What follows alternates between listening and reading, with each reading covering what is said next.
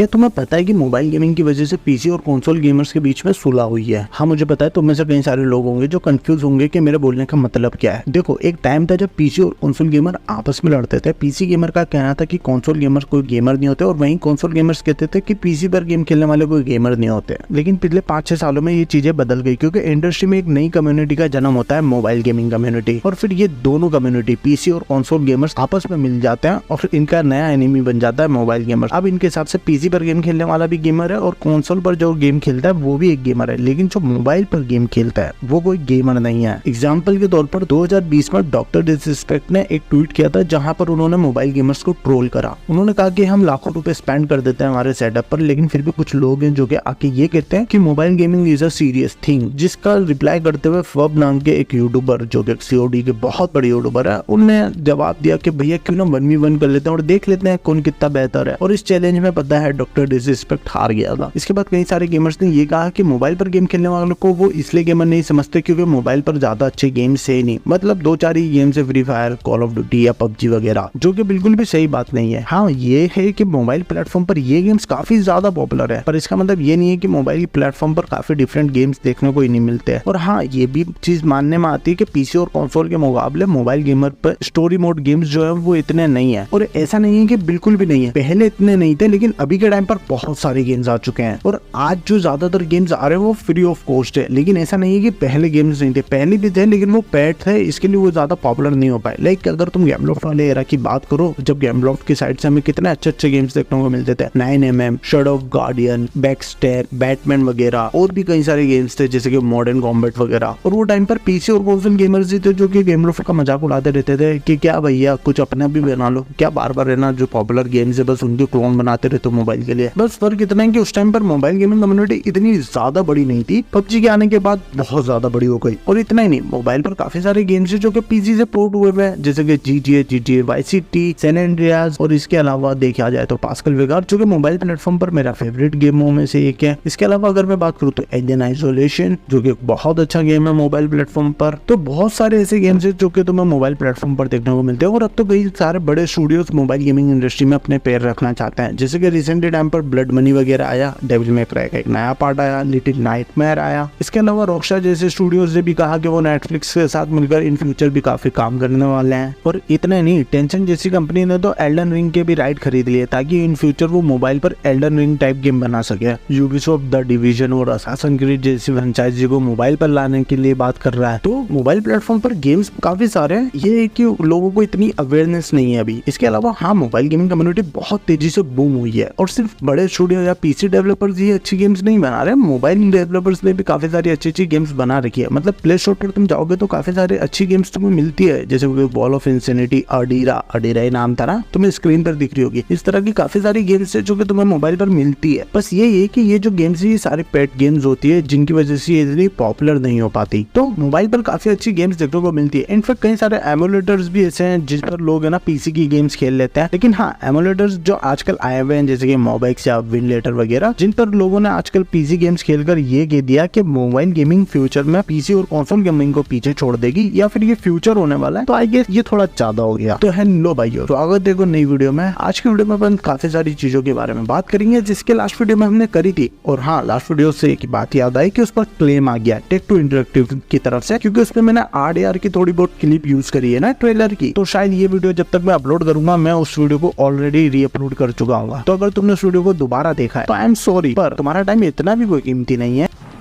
तो इस तरह की स्टेटमेंट जो कि मोबाइल गेमर्स देते हैं, जैसे कि इन फ्यूचर मोबाइल काफी ज्यादा पावरफुल हो जाएंगे और मोबाइल पर पीसी और कंसोल की गेम्स हम खेल पाएंगे, तो ज्यादातर पीसी और कंसोल गेमर मोबाइल पर शिफ्ट हो जाएंगे क्योंकि उस पर गेम खेलना ज्यादा कंफर्टेबल है। तो इस तरह की एक स्टेटमेंट अगर तुमने किसी भी मोबाइल गेमर्स के मुंह से सुनी है ऑनलाइन, तो वो स्टेटमेंट इसीलिए दे पा रहा है क्योंकि उसने अभी अभी विनलेटर या फिर मोबाइल जैसे एमुलेटर्स पर गेम खेली है। उनके लिए शायद बहुत नई चीज है, पर अगर एक्चुअली बात की जाए तो ये कोई नई बात नहीं है। लाइक अगर मैं थोड़ा साल पहले चले जाऊं तो वो टाइम पर एथारेस SX2, डॉल्फिन जैसे एमुलेटर होते थे जो PlayStation 2 या फिर PC की जो पुरानी गेम्स होती थी वो चला देते थे। आज के टाइम पर अगर बात की जाए तो MobX और Winlator जैसे एमुलेटर्स आ गए जो कि 2012-13 की गेम्स जो है अच्छे से चला देते हैं, 20-25 FPS से खुलवा देते हैं, और वो भी तब जब तुम्हारा डिवाइस हाई एंड डिवाइस हो। और अगर तुम्हारा लो एंड डिवाइस है तो भूल जाओ कि तुम इन एमुलेटर्स को इंस्टॉल भी कर पाओगे। इसके अलावा ये FPS जो निकलवा पा रहे हैं उसमें भी गेम्स काफी ज्यादा बफिंग होती है, और हाँ ये इतने ऑप्टिमाइज नहीं हुए हैं अभी तक, अभी तो इन्हें काफी इंप्रूव करना बाकी है। लाइक अगर मैं अभी की बात करूँ तो एथर SX2 या डॉल्फिन जैसे एमुलेटर जो कि बहुत पहले से आए हुए हैं वो अब जाकर है ना इतने स्टेबल हुए हैं कि इस पर तुम जब गेम खेलते हो तो वो एक स्मूथ एक्सपीरियंस निकलवा कर दे सकते हैं। अगर तुम 5-6 साल पहले चले जाते ना इन एमुलेटर्स पर तो तुम्हें भाई यूट्यूब पर जाकर वीडियोस देखनी पड़ती कि तुम्हारे फोन पर गेम्स स्टेबल कैसे चलेगा, क्योंकि ये एमुलेटर्स भी वो टाइम पर इतने ऑप्टिमाइज नहीं थे। और रही बात अभी के एमुलेटर्स जैसे कि Winlator और MobX वगैरह या फिर यूफू वगैरह जो निंटेंडो के एमुलेटर्स हैं, क्या ये एमुलेटर्स अभी इतने ज्यादा स्टेबल हैं? बाकी जो रिसेंटली गेम्स है जैसे कि आर्डिया 2 या फिर साइबरपंक, बड़ी जो गेम्स है इन्हें ये एमुलेटर चला पाते हैं? नहीं चला पाते, लेकिन इन फ्यूचर ऐसे एमुलेटर्स आएंगे जो इन गेम्स को भी चला पाएंगे। पर क्या तब तक PC पावरफुल नहीं होंगे या फिर PC पर नई गेम्स नहीं आएंगी? देखो कभी कभार ना थोड़ी सी बातें दिमाग से सोचकर करनी चाहिए। अगर मोबाइल टाइम के साथ पावरफुल हो रहे हैं तो PC भी टाइम के साथ साथ पावरफुल हो रहे हैं। और इनफैक्ट आज के टाइम पर PC पर जो गेम्स आ रहे हैं वो काफी ज्यादा हार्डवेयर डिमांडिंग गेम्स आ रहे हैं। तो हाँ, ये कहना कि मोबाइल गेमिंग का फ्यूचर ब्राइट है ये सही है, लेकिन मोबाइल गेमिंग ही फ्यूचर है ये थोड़ा ज्यादा हो गया। बेसिक चीज है कि जैसे जैसे गेमिंग का कल्चर बढ़ रहा है और नए नए गेमर्स आ रहे हैं कम्युनिटी में, वैसे वैसे फालतू की डिबेट जो है ना वो काफी ज्यादा देखने को मिल रही है कम्युनिटी में। लाइक आजकल लोग है ना गेमिंग को काफी सीरियसली लेने लग गए हैं, लाइक काफी ज्यादा सीरियस। किसी को काला प्रोटैगनिस्ट नहीं चाहिए, किसी को किसी लड़की के खूबसूरत होने से मसला है, तो कभी कुछ होता ही रहता है। जैसे कि तुम्हें पता हो कि हॉगवर्ट्स लेगेसी जब आया था वो टाइम पर भी एक कंट्रोवर्सी हो गई थी एक कम्युनिटी के खिलाफ, और वो कम्युनिटी वाले क्या कर रहे थे, उन यूट्यूबर्स के ऊपर जाकर रिपोर्ट मार रहे थे जो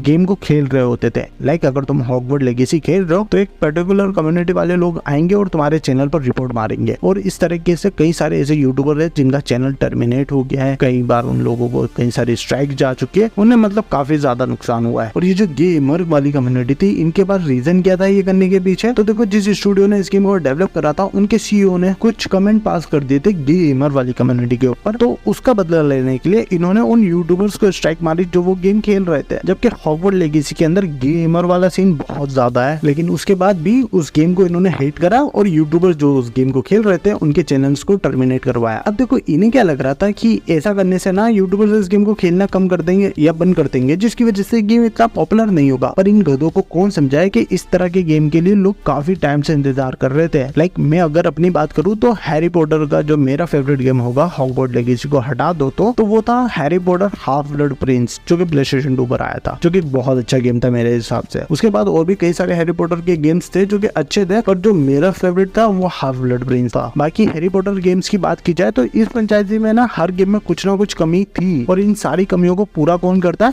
हॉगवर्ट्स लेगेसी। तो ये गेम को पॉपुलर तो होना ही था क्योंकि लोगों को वो मिला जो वो सालों से चाह रहे थे। तो मेरे अकॉर्डिंग आजकल जो लोग हैं वो गेम्स को काफी ज्यादा सीरियसली लेने लग गए, जबकि गेम्स इन चीजों के लिए बने ही नहीं है। गेम एंटरटेनमेंट पर्पस के लिए बनाए जाते हैं जिससे तुम अपना स्ट्रेस थोड़ा सा कम कर सको। गेम का काम होता है स्ट्रेस को कम करना, लेकिन ये लोग क्या करते हैं, स्ट्रेस बढ़वा देते हैं, फालतू की डिबेट और फालतू की कंट्रोवर्सीज को क्रिएट करते हैं और उसमें लोगों को फिर इन्वॉल्व कर लेते हैं। जैसे कि रिसेंटली कंट्रोवर्सी हुई थी जापान के अंदर असासिन क्रीड को लेकर, जिसके लिए लोग इंडिया में भी लड़ रहे थे। जैसे कई सारे इंटेलिजेंट लोग ऐसे थे जो कि ये कह रहे थे कि भाई सोचो कि यूबीसॉफ्ट एक असासिन क्रीड टाइप गेम बनाता है इंडिया के अंदर, और उसके अंदर वो किसी गोरे को एज अ प्रोटैगनिस्ट रख देता है। भाई इंडिया पे ब्रिटिश से राज गया है तो एक गोरा तो अच्छा होगा ही जिसे प्रोटैगनिस्ट बनाया जा सके। बाकी अगर असासिन क्रीड फ्रेंचाइजी की बात करूं तो वो गेम हिस्ट्री पर बेस्ड नहीं होती, उस गेम के अंदर जो कैरेक्टर्स होते हैं वो हिस्ट्री से उठाए हुए होते हैं और बाकी पूरी हिस्ट्री फिक्शनल होती है। और इस बार उन्होंने प्रोटैगनिस्ट हिस्ट्री से उठाया और बाकी पूरी स्टोरी फिक्शनल रखने वाले हैं। तो हर बार वाला ही सीन है भाई, बस हाँ गेम में एक जेंडर और ज्यादा इंक्लूड कर दिया, पर वो तुम्हें बनना थोड़ी है। अगर तुम चाहो तो बन सकते हो, नहीं चाहोगे तो नहीं बनोगे। आजकल ज्यादातर टॉपिक जो होते हैं वो सेंसलेस होते हैं। रिसेंटली टाइम पर मैंने बस एक कंट्रोवर्सी देखी थी जो काफी ज्यादा सेंस बना रही थी, और वो थी हेल ड्राइव 2 वाली कंट्रोवर्सी जो कि सोनी के साथ हुई थी, जहां एक साइड पूरी गेमिंग कम्युनिटी थी और दूसरी साइड खड़ा था सोनी। और इसके अलावा ज्यादातर जो कंट्रोवर्सीज हुई है वो मुझे सेंसलेस ही लगती है, लेकिन फिर भी मैं चाहता हूँ कि ये कंट्रोवर्सीज होती रहे क्योंकि व्यूज मिलते हैं। तो आखिर में बस इतना ही कहूंगा जाते जाते कि जो कर रहे हो वो करते रहो। Real gamer versus fake gamer, mobile gamers versus console और PC गेमर्स। बाकी हाँ ये जो LGBT वाला सीन चलता है ये चलाते रहो, क्योंकि अगर तुम ये नहीं चलाओगे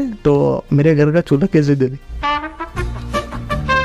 तो बस यार यही थी आज की वीडियो। आई होप तुम्हें वीडियो पसंद आई होगी। अगर वीडियो पसंद आई तो लाइक कर देना, चैनल पर नया हो तो सब्सक्राइब कर देना मत जाना। बाकी हाँ, मैं अपना ओपिनियन बस यही दूंगा कि जो चल रहा है उसे चलने दो, जो कम्युनिटी में कंट्रोवर्सीज होती है उसे होने दो, बस बड़ी कंट्रोवर्सीज करना शुरू करो। आखिर कब तक इन छोटी मोटी कंट्रोवर्सीज को कवर कर व्यूज छापता रहूंगा भाई। बड़ी कंट्रोवर्सीज करोगे तो मेरा चैनल भी जल्दी ग्रो होगा और हम भी 1 मिलियन तक पहुंचेंगे, या फिर 1 मिलियन के लिए मुझे भी थप्पड़ खाना पड़ेगा।